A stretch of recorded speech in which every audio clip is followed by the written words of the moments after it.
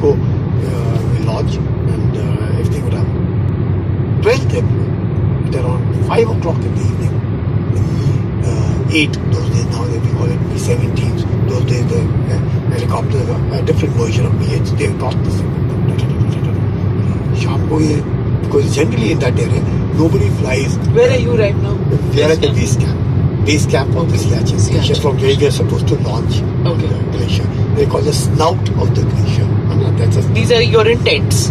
Yeah, we are all. It's still freezing cold there. Everything is in tentage only. With my team, my company commander was Major Sandhu, VRC of 1971 war, and we were another two youngsters who were to sort of establish Camp 1, 2, 3, and also be reserve patrol-based platoon to us with Captain Paramveer Yadav as one platoon commander, Lieutenant Kusai as another platoon commander, and the third was myself under company commander R.S. Sandhu tasked for Belafon. And Major Bahugana, who unfortunately passed away some time back, and he was the other company commander for Siala.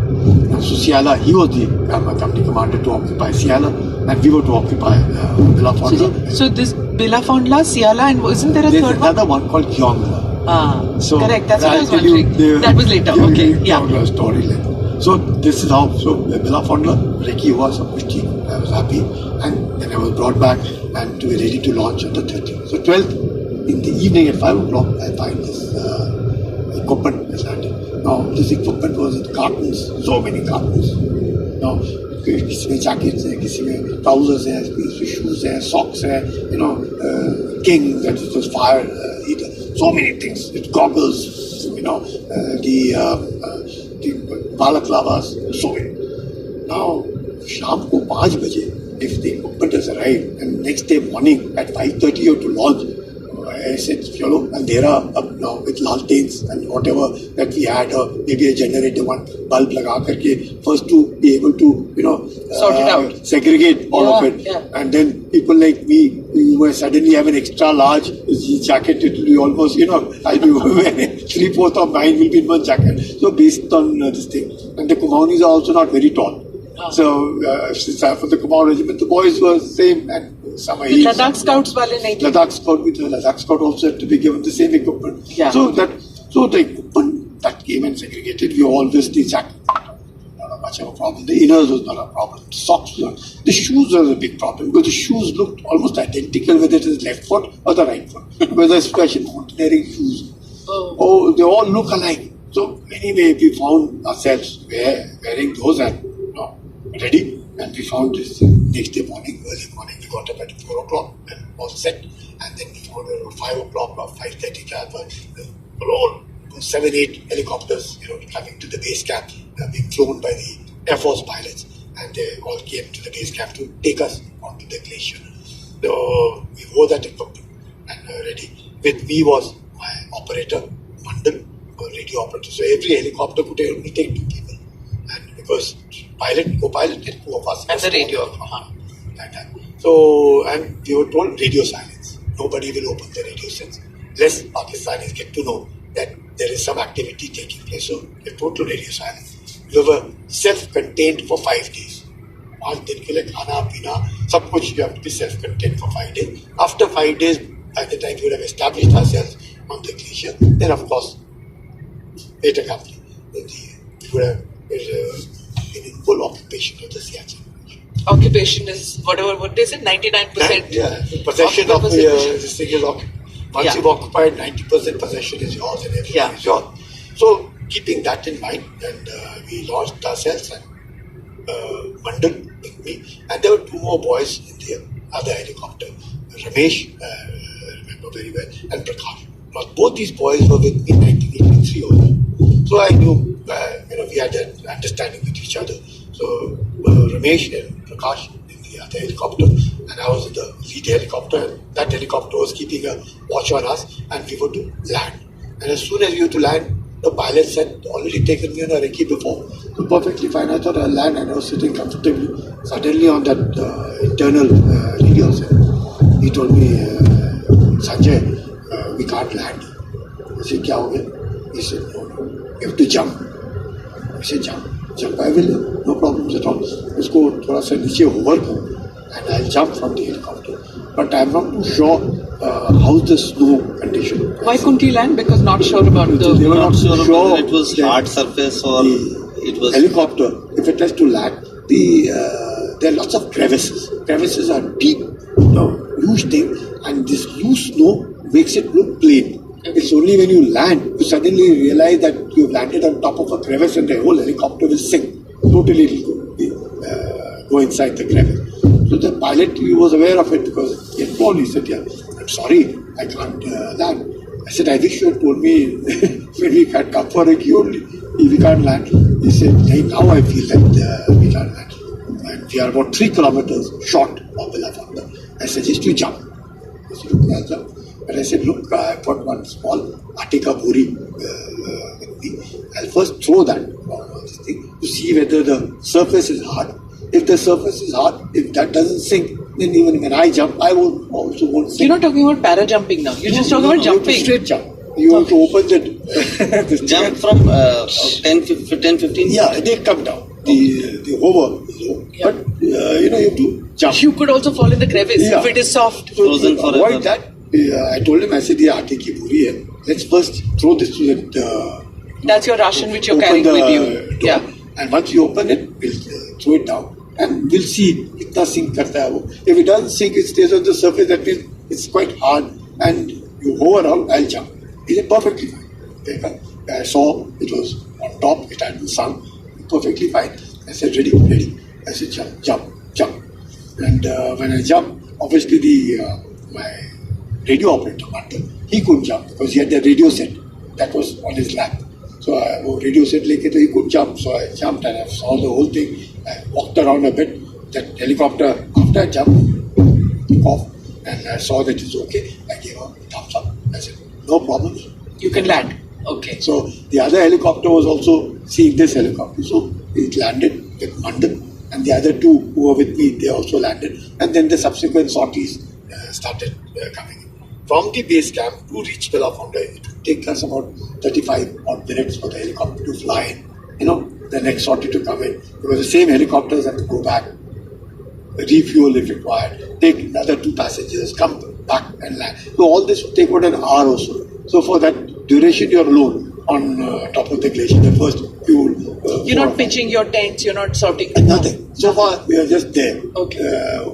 Waiting for the entire platoon. There were 30 of us. The height and the temperature, sir. So the height at that is almost about 18,000. You took off from 11,500 About 11,000. and reached 18,000. The height that we were. And- Belafonte is about 18,500. Siala is about 19,000. And similarly is the Indira Goal over there. So once And the temperature would be at this temperature at that point would be minus 20. time? So the temperatures are minus 20. Yeah. It was clear day. Okay. And it looked very clear. Lovely blue sky. Strategic position. Absolutely white all around. Strategic It was perfect. position. I could have asked for a better condition. How many are you right now? At four of us. That's it? That's The first. The first lot. Okay. Me and my radio operator and Prakash and Ramesh and we were there. So having done that and then the subsequent sorties. not the others. So the subsequent sortie, and then I found in about half an hour or so, Mandal complained of I'm having headache. Now this headache is very common in high altitude. We call it it could well be a part of HAPO, high altitude pulmonary edema. Where suddenly you get disoriented, you don't feel comfortable. So complaint of headache, and I said, now you better sit down, do nothing whatsoever, and we'll mark the helipad, and the helipad will be marked because we have seen all other helicopters, you know exactly where to come. So that he was not able to talk. I said, don't worry, the next chopper that comes, we'll take you back. No, he's the only single radio operator with me and want to be evacuated, even though we had trained so hard. At Hawes. Even down. Even Okay. down below where we were. And he was there during Polar Of Bear course, also? he was not part of Polar Bear 1 or 2, no. but he was part of the subsequent training, and the training was very tough. Since we were all part of it, we trained them very, very hard. Okay, but we had still. to sustain. And, training at Khardungla. Khardungla itself, you get across this area, from Leh, if you go, Kardungla is 18,380 feet. That's the pass you have to cross by driving to be able to get on to Partapur. So all this training at high altitude, yes, of course, there was nothing that was left to chance. We were all But Mandal's father is not well right now. Mandal was sick at the last minute. So I told Mandal now, up job, you leave the radio set with us, and you deduct. So we deduct the chopper that comes there. Now, subsequent people start gathering. Major Sandhu was the company commander. He got the entire team and we all settled down. So we were 30, now left 29 because one deducted within an hour of our landing over there. By about 11:30, the weather turned absolutely bad, unbelievable. What I saw the day previous to when I saw while I landed to what I was now seeing, sudden change. It turned blizzardous.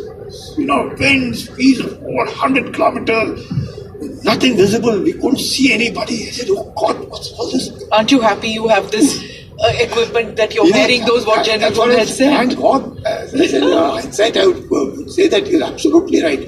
Yeah. Terrible. Absolutely pathetic. Now the same choppers were to go back and troops land at Siala. That means Major Bahugana's team was to land at Siala on the same day, the 13th of April 1984. Now this kind of weather condition, obviously no chopper and nobody would come. Even we couldn't see each other. At not even 2 meters I couldn't see anybody. It was that bad. Oh God, I said, ye kya ho gaya achana? Now some were part of with me in 1983 were familiar to this kind of a weather. So we could sort of understand ki kya hoega. But the rest of them who were seeing it for the first time, young boys, all of us were 21, 22, 23-year-old youngsters on top of the glacier. But probably Colonel Sandhu was the oldest as a company commander. He must have been about 35 or something like that. They were all young, 24, 25 and 21, 22-year-old youngsters, sepoys with me. So I said, I told them, I said, now, which are tents? These imported tents that come. Arctic tent, top tents in which about 2 to 3 people could stay. I said, first let's get into it and then we'll see what is to be done. Bila Fondla baad mein jayenge. Pehle let's hold ourselves on ground. 13th of April, extremely bad weather. 14th of April, extremely bad weather. 15th of April, oh, terrible weather. I said, ye dekho ye kya ho gaya? 13th bad, 14th bad, 15th bad. Now 15th and all this while you people were sitting in the tents. You are in those 2 pump tents, only clearing the snow because hum dab na jaye. The snow is also snows so heavily, about 8 odd feet of snow in one night only. So we should not. So from inside, the boys are just hitting that cover so that the snow doesn't rest on it and it sort of drifts off. And one boy will come out, clear the snow, and then again enter. And food and water. Your self-contained shakarparas. Shakarpara is the standard food which we had at that point of time. We had chocolates, we had shakarparas. That also must be turning into ice. Oh, extremely difficult to eat. Extremely difficult to eat. But we had those fire kings, Those fire kings were from Switzerland. Small little this thing which would keep the tent warm. A 2-man Arctic tent would just have this area that you have, this table. So इसी के अंदर 2 आदमी ने घुस के रहना है, अधिक से अधिक maximum 3 people can sustain themselves in this tree. Just lie down, nothing else you can do. So you have your rucksack, you are there and nobody else is there. That's all. And then you're eating those shakarparas and you're eating the chocolates that are there with you because there's no way you can cook. Because in this kind of weather, how will you cook and how will you cook? It's extremely difficult. That little fire king was enough to make it warm. So every time you would attempt to go out to Villa Fondla, people like you would sink up to waist deep snow. But not able to walk even 100 yards and 200 yards, be back. Now, around 15th, when we were attempting to go, I heard, come back. Shouting, come back. I said, what happened? What back? We found that Ramesh was gone. Ramesh died in the night because of apo and froth in his mouth and poor thing. I felt very bad because he was a very good buddy of mine and had been with me in 83. I said, kaise ho gaya? So now the question arose, we got back halfway, we went to Villa Fondla, we got back. Now they just have to say, now what do we do here? I said, sir, we have no option. Today is only the 3rd day. Though we were told to have radio silence for 5 days, and they are self-contained for 5 days. In one tent, there are 3 of us. Only the 2 officers are there in one tent. Otherwise, the men are almost 3 in one tent. And I said, now we can't leave him inside the tent and the 2 boys to sleep with him. It may, thoda sa inconvenient with it. At the same time, we can't leave him outside. Just because he's no more, we can't leave him outside also. That's the respect for the fallen soldier. It's snowing, I said. It's snowing so heavily, we will not be able to find out only usko kahan rakha hai. Because you will not know where it is. So extremely difficult to find out. I said, so let's open the radios and let's inform. खबर कर देते हैं कि हादसा हो गया and one boy. So sure enough, because of this bad weather, radio silence, there was enough kind of halchal happening at the sector headquarters, at the army headquarters, that this team of 30 seems to be missing.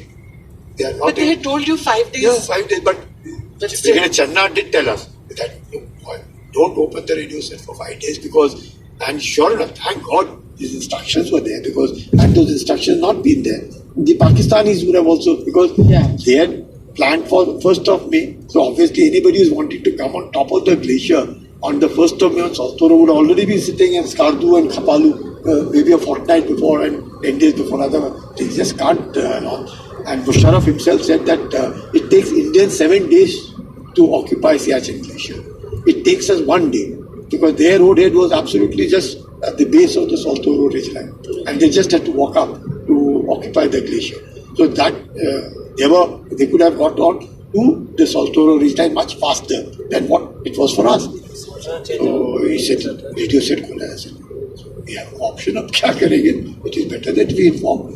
Otherwise, so we informed, and but then cleared up and very nice of Jalunu. He flew in the helicopter and he dropped the national flag from the top 12 and a small little little bag with the national flag in it.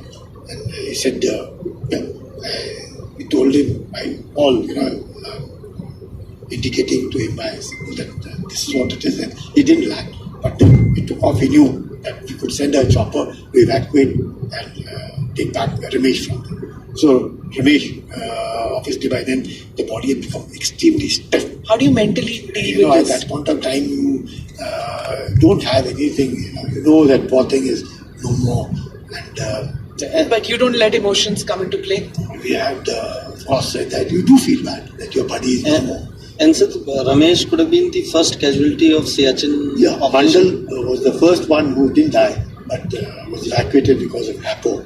And he was the first casualty of real death of Operation Meghdoot. On Operation Meghdoot on top. And his name is there in the war memorial at India Gate. And when I went there, I didn't see the name of last Naik Ramesh. He was subsequently being, given Kirti Chakra posthumous. I'll tell you later how I met him there. And when this was, he was evacuated. And then we moved towards Belafon. Can you imagine? I'm on top of Belafon, just about to reach Belafon, which is about 18,500 feet. So putting in context, you're talking about we're talking about the first casualty of Siachen. Ramesh was that, and now today when officers go or Jawans go, or even as journalists when we go, we know how much acclimatization we have to do, or for staged wise acclimatization, 14 days, 7 days, super high altitude, and all those things. Now, when you people went in, there were no scientific studies on effect of high altitude, on what it could effects it could have on a human body, how you should behave, what you should do, or was there some kind of basic study? See, we have enough because if you recollect 1962, and since 62 also was fought in Eastern Ladakh, at Razangla, where Major Shaitan Singh decorated with Paramveer Chakra. So, we all, the induction into high altitude is very, very scientific, right? Acclimatization is a must. So you have your 7 days acclimatization, 10 days acclimatization, 14 days acclimatization, depending upon the heights that you have to go in. All this training that we are supposed to be doing. Because you can't, there is a saying, you can't be a Gama in the land of Lama. So that's a very There's another saying. one which I've heard you say, pet mein roti. That is the, I always call it as the mantra for mountaineering, pet mein roti. haath mein soti, chaal choti. That means you must have a meal in your stomach. You must have something to hold so that you are not swept off by the wind and this kind of a weather condition. Or don't step into a crevice by mistake and chaal choti because you should not get breathless. Because if your breathing is synchronized with your stepping, then it's a great success. But generally, most casualties occur because you don't seem to realize it. You're young and you feel, it doesn't happen.